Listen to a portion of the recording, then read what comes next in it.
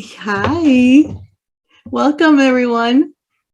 Thanks for being here on a Saturday morning. I really appreciate it. I know we had quite a few, and sorry for the link not working. Hi, Lilia. Hi, finally, I got it through the phone. Thank you, Yay! thank you. Yay!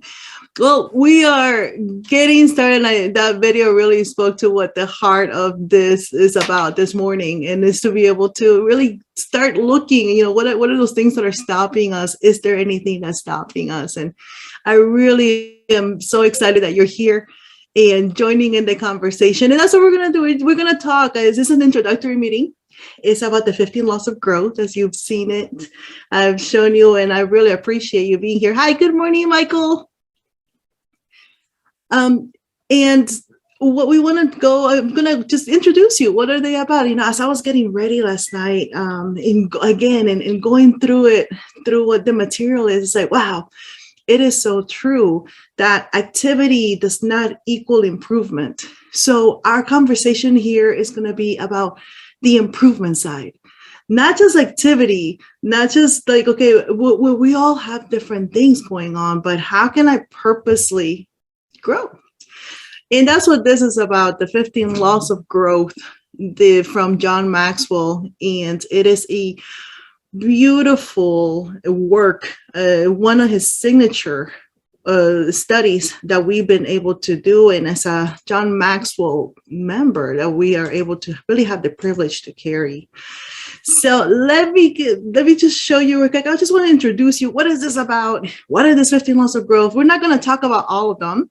We are going to go over three of them to get the conversation started. And then when we, after I show them to you, we're going to wrap up, just have that conversation and then see, well, how are you going to grow? What is your plan? What are we going to do for 2022? So in the 15 Invaluable Laws of Growth, of course, you have the microphone is open. Again, it's a conversation. And I'm just going to share a little bit here to start with the first 15 minutes of what is this about. With the 15 laws of growth, well, for those of you, and I think most of you I've talked to you before, but my background is in Six Sigma. I'm a John Maxwell certified team member, executive coach, presenter, and everything in between. But I'm really honestly here because I want to serve you and serve the different people that are going to be also watching us through video and are going to be receiving this as well. But the main thing with all of this, not really the certifications, is the journey. And my heart really goes into sharing this journey with you, specifically in the growth aspect. I have gotten stuck asking this question so many times. And, as I've been looking at 2022, the next steps, what are we to do? It's this question just came like almost screaming at me again. What do you want out of life? Right. And as I noticed the certifications and the growth and all these things that I have been doing, I realized not to be in fight with this question, but really to embrace this question. What do I want out of life? And it took me back to when I was in college, and one of my friends gave me this tiny little plaque, and it was for my birthday. This plaque would talk about, well, what would you attempt to do if you knew you could not fail? And I remember at the time it was even somewhat liberating. Like, what would I do? I mean, would I try something? Would I try something new, or would I continue doing what I'm doing? And I remember at that moment, I was it's been a while, about 18 years old, where it was about attempting. I mean, were there things that are in me that were preventing me from going forward? And as I've been started in this journey really of growth back when I was in college, and I even encountered with this question, what would I do if I didn't fail? Well, I saw that when I was reading the book, the 15 Invaluable Laws of Growth, is that there are gaps in our assumption. And it's one of the valuable things that we're going to do when we start even discussing, and as we go forward. And if you have already read the book, identifying those gaps. What were those gaps in between where I'm at and where I want to go? And what are some of those assumptions?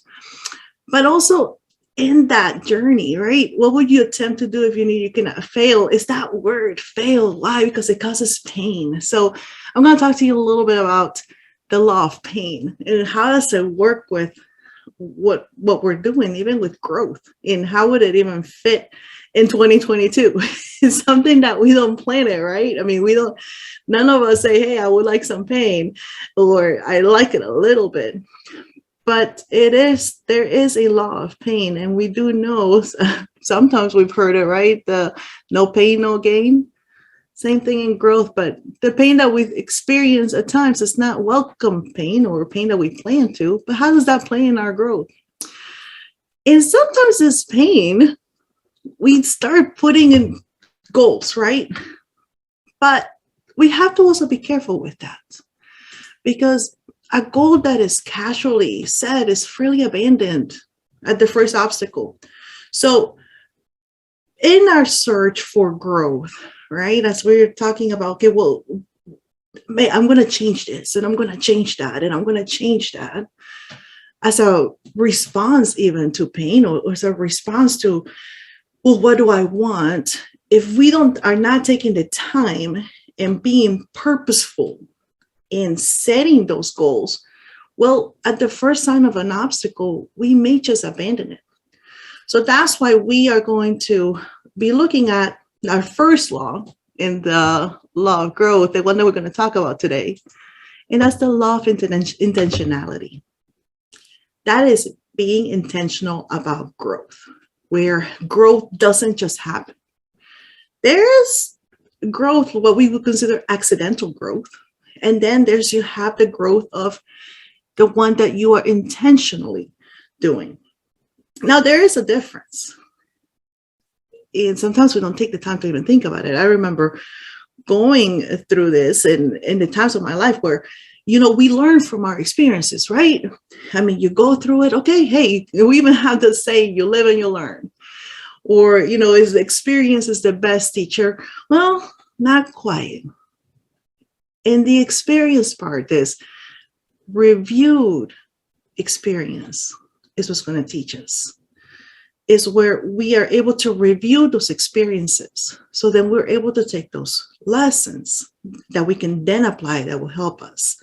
But also in accidental growth. I mean, when we grow up, we don't think about growing. I mean, biologically, we are growing, and you don't have to think about, well, hey, I'm going to make my fingers and my hands and my arms grow. And that's not what we're talking about. We have sometimes assumptions of how growth happens. But if we're really going to experience the fullness and the happiness in the growth, well, we have to be intentional about it. Because one thing that does happen is unhappiness is not knowing what we want and killing ourselves to get it. Do we really need that? Are we really going after those things? I remember one of my mentors, and it really got to me when Zig Ziglar, he mentioned about even the money, how much money is enough, and money is important. Even though he said money is right there next to oxygen, and it definitely makes problems go a lot smoother when you have money. If you have a choice to go through problems with money or without money, yeah, with money, right? But the things that money doesn't buy, right? Money does buy you a house, but it won't buy you a home. It will buy you companionship, but it won't buy you friendship. And yeah, money will buy you a bed, but it won't buy you rest, as he mentioned. So in that part, is the unhappiness is not knowing what we want and killing ourselves to get it. Even in this point of the finances, the resources, what is it? What is it that we want? How do we know what we want? How is our activity aligning it? And it doesn't just accidentally happen. So if we plan on being, because right, not planning to grow means that we're planning on being anything less than what we're capable of being. And then we'll probably be unhappy for the rest of our lives, as Abraham Maxwell mentioned. And in this law of intentionality, what is really, as we go through this journey in the 15 laws of growth, is really going to take a look at, well, what is it intentionally? What is the activity? What is the behavior? What do I want? And it's going to get to that core question. And trust me, I've spent many years just searching and searching. And I believe it's a question that we continue to have.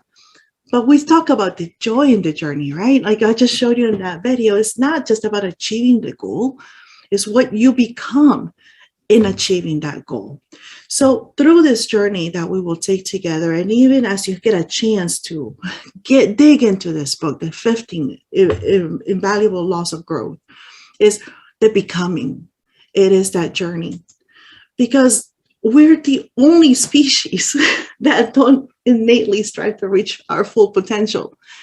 It's not something that is ingrained. A tree doesn't have to like, oh, I'm going to be the best tree ever. Or the ground, I'm going to be the most solid ground ever. They just are, and they reach their full potential. But that's not the case with humans. We don't just reach growth because of being a human being. It just goes accidentally. In order for us to fulfill our potential, which it is hard to live without fulfilling your potential, it's the matter of being intentional about our growth, about how do we best strive? How do we best achieve? What is it that I want to achieve? What is it that I'm made here for? And the things that are getting in the way. So how do we do this as humans? Where do the laws come in? What is it that we're talking about? Well, intentionality, right? It starts right here. But what we are looking for at being intentional is so that our choices then can reflect what it is that we are going to do. One's philosophy is not best expressed in words. It's not only the desire. We all have desires, but it really comes down to the choices, the ones that we make. Those are the ones that are going to shape our lives. We never, ever was something accomplished just by the intention or the desire of being more, the desire or the intention of fulfilling my calling.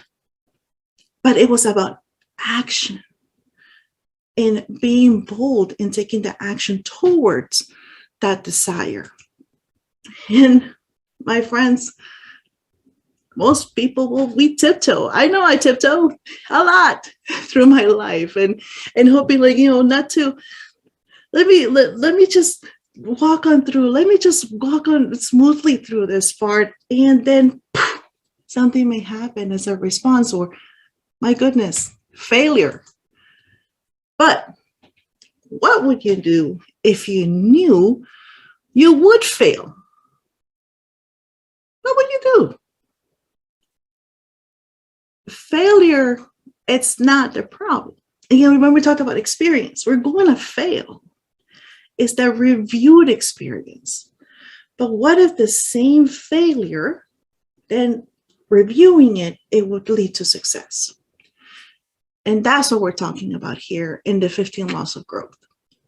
It is about not what would I do if I couldn't fail, but what would I do if I knew, failure is guaranteed. But in that guaranteed of failure, therein lies my success. So here we go. Let me give you a little formula this morning. I know it's Saturday morning, it's early. We're just getting ready for our weekend, which is awesome. And I'm so excited that you're here for not only taking a look at what the 15 laws are, but looking at the opportunities. And the opportunities, well, we're looking at success. And here, let me give you this formula, success formula. And what is it really? We talk about success, and yes, it has different meanings for different people, and how much of what thing in wealth, not just in finances, friendships, network, everything. But let's look at like what is a success in any of the areas that we want in health and friendships, network, influence, impact. Well, it boils down to this: to just a few acts of self-discipline practiced daily over a reasonable period of time. Just a few acts of self-discipline practiced when? Daily, over a reasonable period of time. That, my friends, guarantees our success. Now, we flip it, because the other one can also be true, right? Because we know that the best things in life, well, they just don't come to us. We need to go for them. And they don't just roll down the hill. We have to climb up the hill. Because in turn, this is also true. Failure formula. I was like, no, I want a failure formula. Well, what would failure look like? Where does the failure come in here? Well, in turn, failure equals just a few errors in judgment, practiced daily over a reasonable period of time. So if one is true in success, well, then this is also true in failure, where it's just a few errors in judgment, practiced daily over a reasonable period of time. Again, the best things in life don't just happen. We don't just, for those of you that have had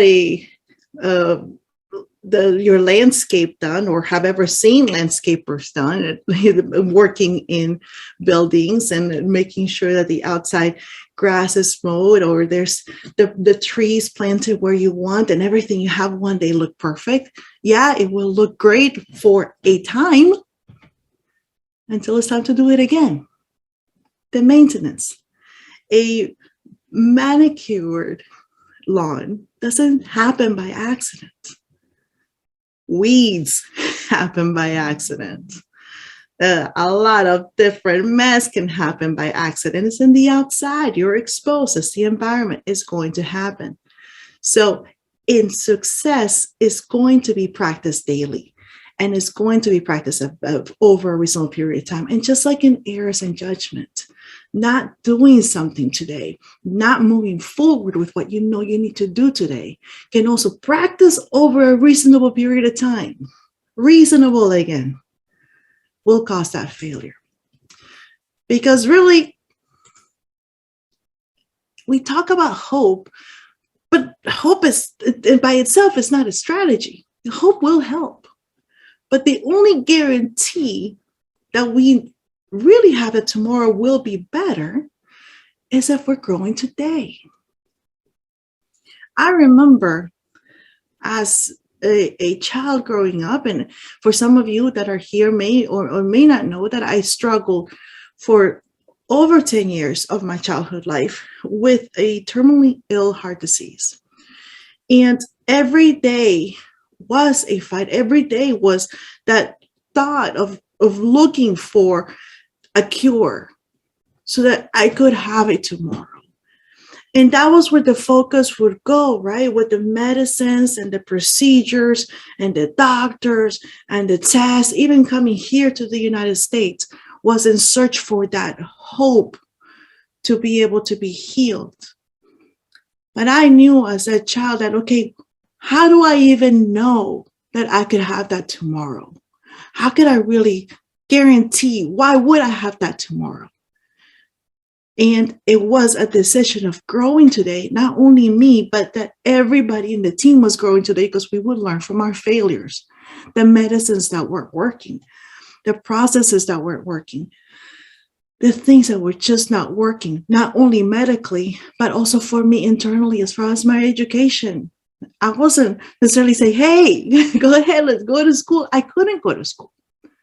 But if I truly believe that I could be here tomorrow, even in my bed, even in the places where I didn't have access to. I knew I had a desire and would do whatever possible to make sure I grew that day, because we have hope that tomorrow will be better than today, but the action starts today. So it's honestly a decision. Constantly, the way that we go through innovation, the way that we succeed in our businesses, in our personal lives, in our family, in our relationships, is that we either step forward into growth or back into safety.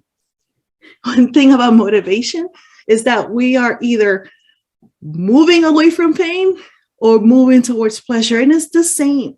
It is a constant thing. It is not a steady part where, okay, I'm just going to stay in the middle and I'm just going to balance out my life. So we are either stepping forward into growth or back into safety. So I'm asking you that. Where are you this morning? Safety zone? Growth zone? I don't know zone. I've been there and parked there. I camped there. I got the t-shirt. Except that we're never in that don't know. We're either moving one way or the other. And the pain that comes from that, it starts telling us. So in this law of intentionality, as we're going to be taking a look at it for about a week, and it's going to be weaved in through what we're going to be going in the 15 laws of growth. Well, there's some things that get in the way. There's some gaps. And as I mentioned to you earlier, like the growth, right? Where's the growth opportunity? Where are those opportunities that we're looking for? And it's where we're at, right? And where we want to be. Remember, we talked about want.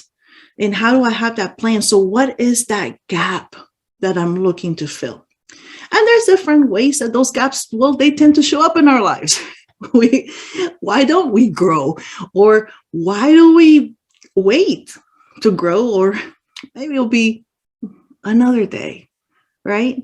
Well, there's a few identified gaps that we do share in our growth journey. And that is one, the expectation gap. Have any of you ever said this? I thought it would be easier than this. I didn't know it was going to take this long or this amount of time. Remember, again, a goal that's lightly put together will stop at the first block, right? But then there's another gap, maybe where you might be at, or maybe where you've experienced it at some point. And that is the comparison gap. Oh, comparison.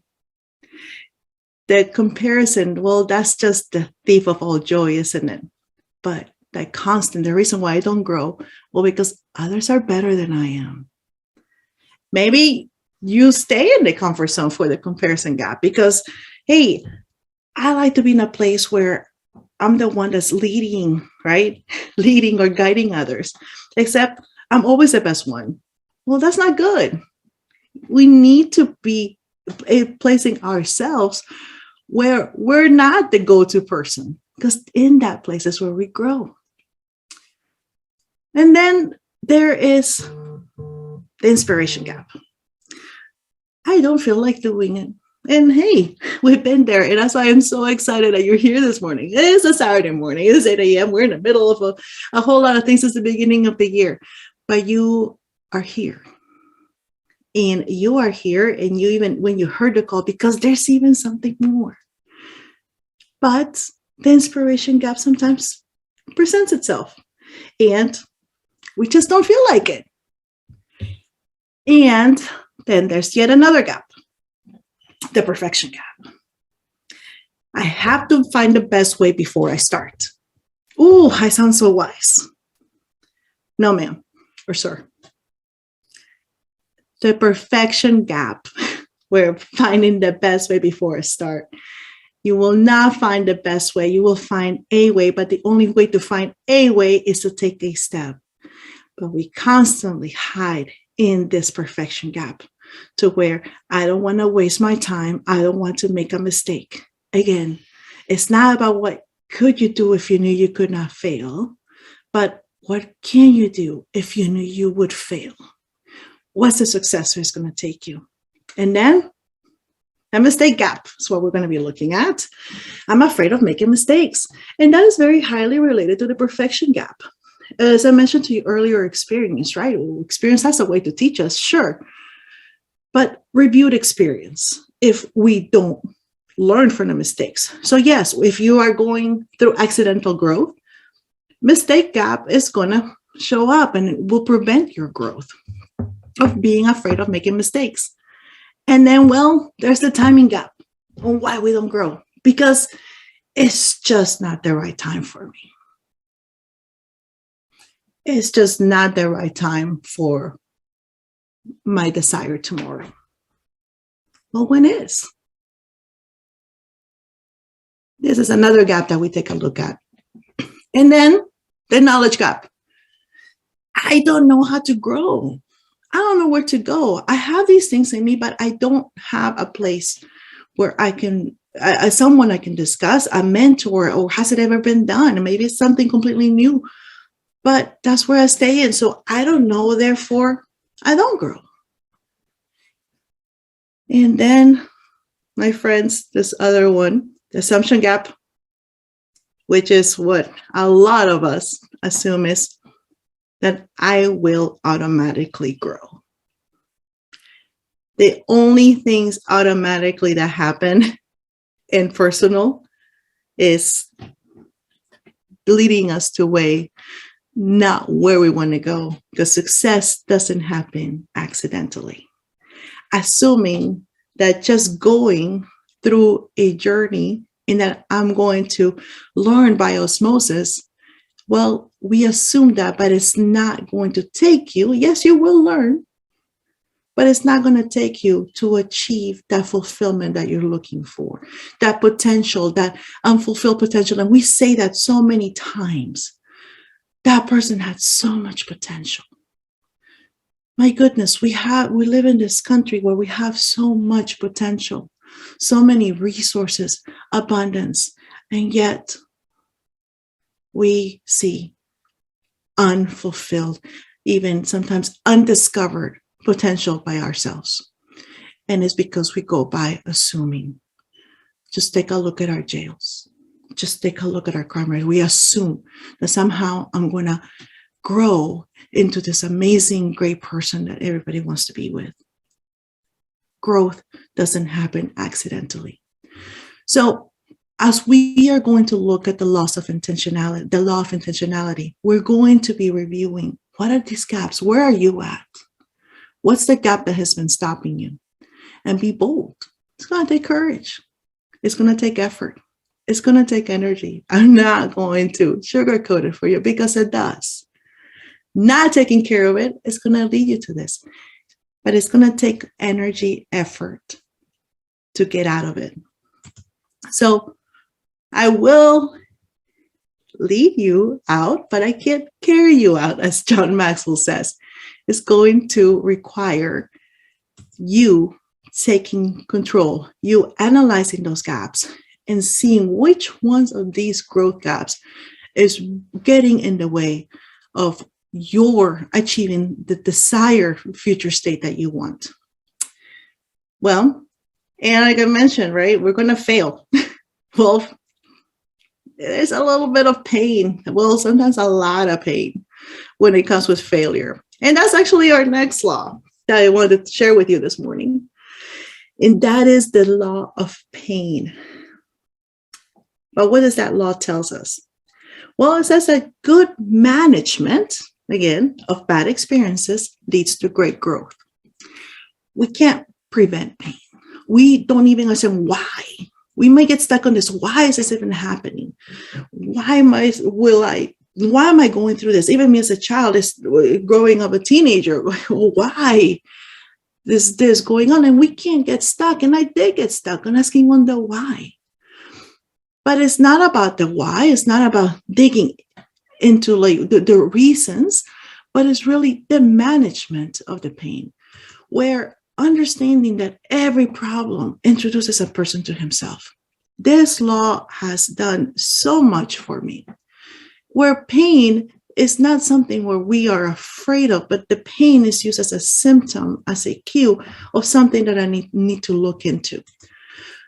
When we face difficulties, because they are inevitable, facing difficulties is inevitable, but learning from them is optional. When we're looking at the pain that we're going through this law, you are going to be able to learn from them. We're going to be able to look at what does the pain, the symptoms, what is it that they're telling me? Where do I need to pay attention? And we know that, right? I mean, if our neck hurts or our back hurts, then we'll start seeking attention for somebody that will take a look at that. Or even if you're going to go get some therapy, or you take medication or you take action, depending on where the pain is physically. Same thing. What is the law of pain telling you right now? Where is the pain that is happening in your life? What is it saying about the areas where you need to grow? Because in pain is where the growth happens. It is through the pain, through my heart disease even, that doctors were able to pinpoint what was going on. That eventually, in this journey of really learning from the pain, came for a cure that would not only impact me to where I'm alive today, but a cure that was going to impact thousands of other children that I don't even know. But that pain taught not only me, but was teaching others a lesson so that we can come up with the solution. So learning from our pain is optional. And that is another thing that we're going to do during this journey. Well, but why do we do this, right? It goes to the transformation question. And this is where this law really talked to me, where to grow, you have to be planted in the right place, right? Growth thrives in conducive surroundings. Being intentional about the environment that you need to be able to grow. And these laws, they don't work separately. They are all part of the system. They're always at work. We're just becoming aware of them. So in the law of the environment, which we're going to take a look at, is, well, what is the conducive and the right environment for you, for the things that you want to do? I have found a great place here with the John Maxwell community. And I think some of my John Maxwell coaches that are here with me as well, because it is in this community that we're growing together. And that is really what the mastermind does, is where we are intentional about the growth that we want to achieve. And in the matter of the masterminds, we've heard it, right? One mind is better than two. Two minds is better than one. Where we're able to be intentional about our growth in the environment, because it is the most important influence on personal growth. The people, who are you around? Where are you growing? Where are you planting? Where are you serving?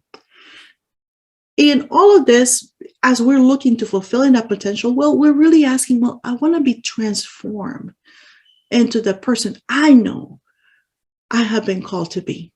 And there is something about transformation. Transformation is not only information. You can have all the knowledge and be getting, even this morning, you may think like, oh, okay, I'm aware, I have to be intentional and look at my pain. But information alone is not going to create the change. And change for change's sake, it's going to keep us busy, but will not keep us focused. So there's information. But then there's a second part to transformation, and that is implementation. And implementation is actually putting that information to work. But where we really see this law of environment come into play, well, it's in the third part of our transformation, and that is in the support, the system of support. And it takes a community. Transformation doesn't happen just by yourself. You're either giving or you're receiving. So where is it that you're planted? What is that environment? transformation alone, it doesn't happen. There has to be the environment. There's impact. There's receptors. There's resource allocation. There's all of these other things that are in place. So in the environment is where you're really going to be able to put that information into implementation to then be able to grow. So, well, at the end of the day, my friends, is to give anything less than your best, well, is to sacrifice that gift. And my question to you is, are you ready to do that? Or are you ready to grow? So with that, really with those 3 laws, I thank you so much for being here. And I want to extend you an invitation to join in a mastermind, to join in with other people that will be taking on this journey for the next 4 weeks. And we're going to intentionally grow. And we're going to really delve into this laws and what is it that is saying about where we're at, the gaps, where do I want to go? And really, all of us be able to reach our potential.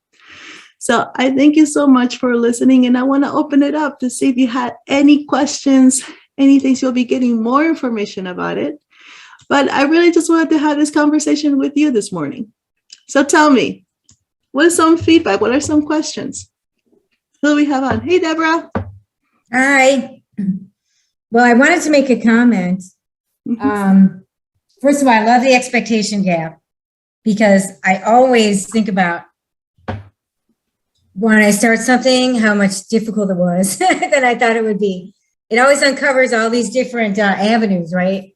So I learn a lot, which is great. But I like the quote that you said,